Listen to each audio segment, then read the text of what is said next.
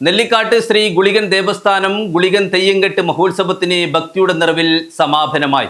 ഗുളികൻ തെയ്യം അരങ്ങിലെത്തി ഭക്തർക്ക് അനുഗ്രഹം ചൊരിഞ്ഞു. നെല്ലിക്കാട്ട് ശ്രീ ഗുളികൻ ദേവസ്ഥാനം ഗുളികൻ തെയ്യംകെട്ട് മഹോത്സവത്തിന് ഭക്തിസാന്ദ്രമായ അന്തരീക്ഷത്തിൽ സമാപനമായി.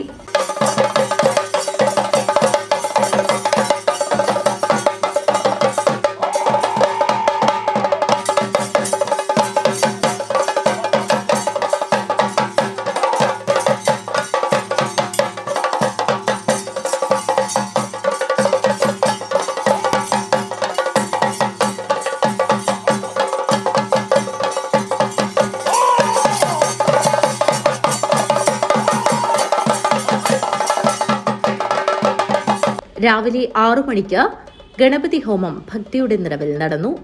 ഉച്ചയ്ക്ക് 12 മണിക്ക് ഗുളികൻ തെയ്യം അരങ്ങിലെത്തി ഭക്തർക്ക് അനുഗ്രഹം ചൊരിഞ്ഞു.